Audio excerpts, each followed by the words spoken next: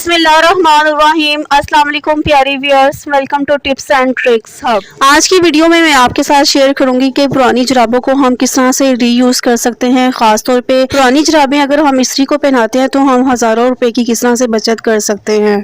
सर्दियों में हम अपने शूज़ को किस चीज़ के साथ साफ करें जिसमें बहुत ही स्ट्रॉन्ग क्लीनिंग एजेंट पाया जाता है, जो कि हमारे शूज़ को ना सिर्फ साफ करेगा बल्कि बहुत अच्छी शाइन भी लेकर आएगा। इस तरह से अगर कील के ऊपर जंग लग जाए तो इस जंग को हम किस तरह से साफ करके इसी कील को अपने इस्तेमाल के काबिल ला सकते हैं। कोई भी स्वेटर जो कि आपके इस्तेमाल में ना हो, फट चुका हो या उसके ऊपर बूर आ चुकी हो, तो उसको वाइपर के ऊपर पहनाने का हमें क्या फायदा होगा। ओवन में फिटकरी का किस तरह से इस्तेमाल किया जाए और शूज़ के अंदर फिटकरी को किस तरह से यूज किया जाए कि बॉडी में से और पाँव में से पसीने की स्मेल बिल्कुल भी ना आए। आज की टिप नंबर 1 बहुत ही यूजफुल है। जैसा कि आजकल सर्दियां हैं, धूप नहीं निकल रही, तो शूज को धोना और धोकर उसको सुखाना बहुत बड़ा चैलेंज बन जाता है।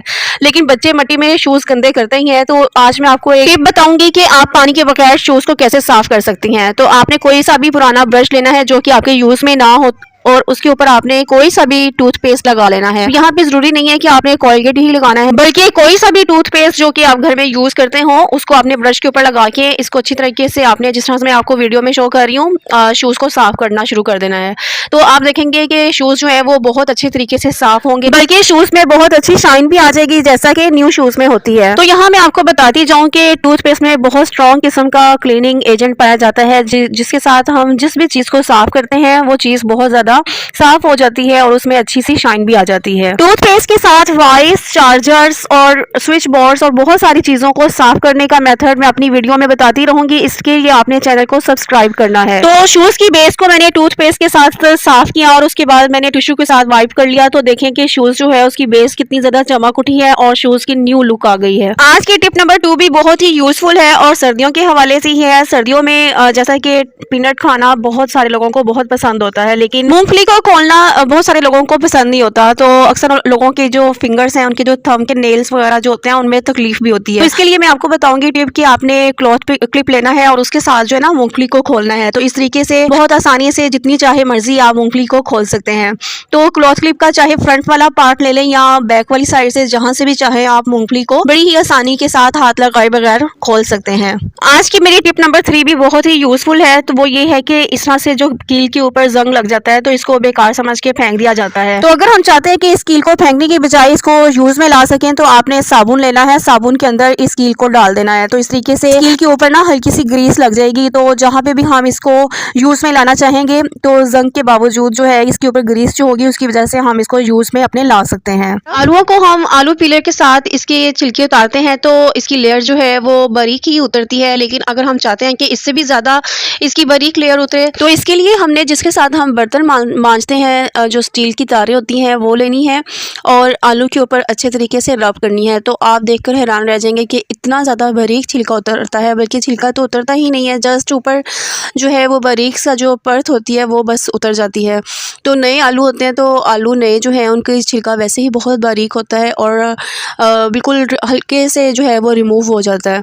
तो अगर हम इस स्टील की तारों के साथ इनको पील ऑफ करेंगे तो बहुत ही बारीक जो है वो इसकी लेयर उतरेगी और जो आलू के बिल्कुल नीचे लेयर के छिलके के नीचे जो ग़िज़ायत होती है वो भी हमें मिल पाएगी और जो मोटा जो छिलका उतर के हमारा आलू वेस्ट होता था वो भी वेस्ट नहीं हो सकेगा। तो जिस तरह से मैं आपको वीडियो में शो कर रही हूँ इसी तरह से आपने जो तारें होती हैं बर्तन मांजने वाली उसको हल्के हाथों से आलू के ऊपर जस्ट 1 टाइम इसको रब करेंगे तो बहुत ही अच्छे तरीके से आलू के ऊपर से जो लेयर है वो उतर जाएगी। तो इस तरह से आप अपने बहुत सारे पैसों की और ग़िज़ायत जो खानों में होती है उसकी बचत कर सकती हैं। लेडीज़ जब मेकअप करती हैं तो मेकअप रिमूव करने के लिए बाज़ार से तरह तरह के केमिकल से भरे हुए मेकअप रिमूवर लेकर आती हैं। तो एक तो वो बहुत ही महंगे होते हैं और दूसरा वो हमारी स्किन के लिए बहुत ज़्यादा डेंजरस होते हैं। तो घर में पड़ी हुई एक बहुत ही ज़बरदस्त किस्म की चीज़ से अगर आप मेकअप रिमूव कर सकें और वो चीज़ हमारी स्किन के लिए बहुत ज़्यादा फ़ायदेमंद भी हो तो बहुत ही ज़बरदस्त हो जाएगा। तो घर में पड़े हुए नारियल का तेल जो हमारे घर में अक्सर पड़ा होता है उसको आपने अपनी स्किन के ऊपर लगाना है, जहाँ से भी आपने मेकअप को रिमूव करना है। उसके बाद आप कॉटन के साथ साफ करेंगे तो इन जस्ट 1 वाइप आपका मेकअप जो है वो रिमूव हो जाएगा। नारियल का तेल हमारी स्किन के लिए बहुत ही फ़ायदेमंद होता है। तो इस तरह से आप घर में पड़ी हुई चीज़ के साथ अपना मेकअप भी रिमूव कर पाएंगे और बाजार के केमिकल से भी बच जाएंगे। जैसे शूज की वजह से पाँव में से आने वाली स्मेल की वजह से बहुत ज़्यादा शर्मिंदगी होती है, तो उसका भी इलाज हम फिटकरी के साथ करेंगे। तो इसके लिए जब भी आप शूज़ उतारें तो फिटकरी का पाउडर इस शूज़ के अंदर आप अच्छे तरीके से स्प्रेड कर दें। उसके बाद शूज़ को अच्छी तरीके से शेक कर लें ताकि ये जो पाउडर है ये पूरे शूज़ के अंदर फैल जाए। और जब आप सुबह के टाइम शूज़ पहनने लगें तो अच्छी तरीके से इस पाउडर को निकाल लें और शूज़ को पहन लें। इस तरीके से आपके पाँव में से बिल्कुल भी पसीने की या बारिश की वजह से अगर शूज़ गीले हो जाएंगे तो स्मेल बिल्कुल नहीं आएगी। अगर आप शूज़ के अंदर फिटकरी नहीं डालना चाहते तो इस तरह से जब आप नहा के आए और गीले गीले पाँव के ऊपर फिटकरी को पूरे पाँव के ऊपर अच्छी तरीके से रब कर दें, तो इस तरह से भी पाँव में से पसीने की स्मेल बिल्कुल भी नहीं आएगी। अक्सर ख़वातीन को इवन के जेंट्स को फटी हुई एड़ियों की प्रॉब्लम फेस करनी पड़ती है, उसके लिए भी हम फिटकरी का इस्तेमाल करेंगे। तो इसके लिए आपने क्या करना है कि 1 चम्मच भर के फिटकरी का पाउडर ले लें और इसके अंदर आपने जो नारियल का तेल होता है वो सेम क्वांटिटी, मतलब कि 1 चम्मच अगर आपने फिटकरी का पाउडर लिया है तो 1 ही चम्मच आपने कोकोनट ऑयल यानी कि नारियल का तेल शामिल कर देना है। अगर आपके पास नारियल का तेल नहीं है तो आप इसकी जगह पे ग्लिसरीन या वैसलीन का इस्तेमाल कर सकती हैं। दोनों चीज़ों को अच्छे तरीके से मिक्स करने के बाद आपने इस मिक्सचर को अपनी फटी हुई एड़ियों पे लगाना है। चंद ही दिनों के इस्तेमाल से आप देखेंगे कि आपकी फटी हुई एड़ियां बिल्कुल हील होना शुरू हो जाएंगी और बिल्कुल नरम, मुलायम और स्मूथ हो जाएंगी। नेक्स्ट रेमेडी में हम देखेंगे कि सर में अगर बहुत ज्यादा डैंड्रफ यानी कि खुश्की और सिकरी हो गई है तो उसका इलाज हम फिटकरी के साथ किस तरह कर सकते हैं। तो इसके लिए आपने जो सा भी आप शैम्पू यूज करती हैं उसमें आपने थोड़ी सी फिटकरी शामिल कर देनी है, अच्छी तरीके से मिक्स कर लेना है और इसका आपने इस्तेमाल करना है जैसे आप रेगुलर वे में शैम्पू करती हैं अपने बालों में, तो उस तरीके से कर लें। तो इस तरीके से आप चंद दफा करेंगी तो आपके सर में से बिल्कुल खुश्की सिकरी खत्म हो जाएगी। रेगुलर यूज करने के लिए शैम्पू की बोतल के अंदर आप फिटकरी डाल के रख सकती हैं। मेरी ये टिप भी बहुत ही अमेजिंग किस्म की है। तो आपने क्या करना है कि एक साफ बर्तन ले लें, इसके अंदर आधा चम्मच जो है आपने वैसलीन डाल लेनी है। वैसलीन के बहुत सारे फायदे हैं, तो इसी फायदों में से एक फायदा आज हम यूज करेंगे इसको हम। तो आधा चम्मच वैसलीन डालने के बाद आधा चम्मच इसमें मैंने नमक डाल लिया। अब दोनों चीज़ों को मैंने अच्छे तरीके से मिक्स करना है। तो ये बहुत ही ज़बरदस्त किस्म का स्क्रबर हमारा घर में तैयार हो चुका है। इफ्तारी में, सहरी में बार बार बर्तन धोते हैं तो इसकी वजह से हमारे जो हाथ होते हैं उनकी जो स्किन होती है वो बहुत ज़्यादा डेड हो जाती है। तो डेड सेल जो हमारी स्किन के ऊपर आ जाते हैं उनको रिमूव करने के लिए ये स्क्रबर बहुत ज़्यादा काम आएगा। आप एक बार इसको घर में बनाकर ज़रूर यूज़ कीजिएगा। जितने भी आपके हाथों के ऊपर जो डेड स्किन होगी वो बिल्कुल रिमूव हो जाएगी इस स्क्रबर के साथ। तो इसको बस आपने हाथों के ऊपर लगाना है, अच्छे तरीके से इसकी मसाज करनी है ताकि जितने भी डेड सेल हैं वो इस स्क्रबर की मदद से उतर जाएँ। तो मसाज करके इसको आपने 2 से 3 मिनट के लिए मसाज करके इसको अपने हाथों को धो लेना है। तो इससे आपके हाथ जो है ना बहुत ज़्यादा एक तो नरम मुलायम हो जाएंगे और जितनी भी डेड स्किन होगी, डेड सेल होंगे वो बिल्कुल रिमूव हो जाएंगे। मेरी नेक्स्ट टिप भी बहुत ही यूजफुल है। इस तरह के बहुत सारे स्वेटर आपके घर में पड़े होंगे जिसके ऊपर या तो बूर आ गई होगी या कहीं ना कहीं से धागा निकल गया होगा और आपके ये यूज में नहीं आ रहे होंगे। तो मैं आज आपके साथ एक बहुत ही ज़बरदस्त टिप शेयर करूंगी जो कि इन स्वेटर्स के मुतालिक होगी और आप इन स्वेटर्स को बहुत अच्छे तरीके से अपने यूज में ला सकते हैं। तो इस तरह का बेकार पड़ा हुआ आपने स्वेटर लेना है और कोई सा भी बेकार जो घर में आपके यूज में नहीं होगा, वाइपर जिसका नीचे से रबर खराब हो चुका होगा वो ले लें और इस वाइपर के ऊपर आपने जिस तरह से मैं आपको वीडियो में शो कर रही हूँ इस स्वेटर को पहना देना है। तो स्वेटर को अच्छे तरीके से इसके दोनों बाजू जो है दोनों साइड्स के ऊपर, वाइपर की दोनों साइड्स के ऊपर पहनाने के बाद स्वेटर को ऊपर की तरफ फोल्ड करके ले आए और जो बाजू है इस फोल्डिंग के ऊपर चढ़ाकर इसको अच्छे तरीके से बाजू को दोनों तरफ से पकड़ के नॉट लगा लें ताकि जब हम इसको यूज में लाएं तो ये बिल्कुल भी हिले ना। तो इस तरीके से ये एक बहुत ज़बरदस्त किस्म का हमारा मॉप बन गया है जिस को हम कहीं से भी सफाई करना चाहें, जैसे कि दीवारें हों या कहीं ऊंची जगह जहाँ तक हमारा हाथ नहीं जा सकता वहाँ से हम सफाई कर सकते हैं।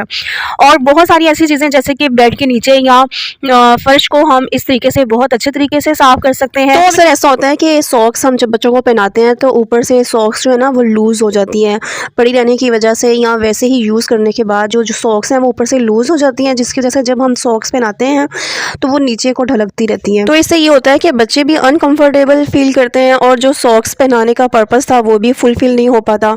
तो हमने क्या करना है कि इन सॉक्स को हमने कोई भी जो पोनी होती है जो हम बालों में पहनते हैं वो चढ़ा लेनी है इन सॉक्स के ऊपर, जहाँ पे इलास्टिक वाली जो जगह होती है वहाँ पे पोनी चढ़ा लें और इस तरह से ये होगा कि आपकी सॉक्स जो है वो बिल्कुल टाइट हो जाएंगी और बिल्कुल भी नीचे को नहीं ढलकेंगी। इस तरह से आप सॉक्स को फेंकने की बजाय इस तरह से अगर आप पोनी डाल के यूज़ करते हैं तो सॉक्स भी हमारी वेस्ट नहीं होगी और जो सॉक्स का मकसद था हमारा वो भी पूरा हो जाएगा। हमारे घरों में बहुत सारी ऐसी इलेक्ट्रिक अप्लायंसेस यूज़ होती हैं जिनकी वायर्स जो हैं वो बिखरी हुई पड़ी रहती हैं और हम घर को जितना मर्जी ऑर्गेनाइज कर लें जब तक ये वायर्स को ऑर्गेनाइज नहीं करेंगे हमारा घर जो है वो वेल ऑर्गेनाइज नहीं लगेगा। तो इन वायर्स को ऑर्गेनाइज करने के लिए मैंने ये पुरानी जुराब ली है। इस जुराब का जो रबड़ है ऊपर वाली साइड से वो बिल्कुल ठीक है, तो वहाँ से मैं इस पार्ट को काट लूँगी और बाकी पार्ट मैं कहीं और यूज़ करूँगी।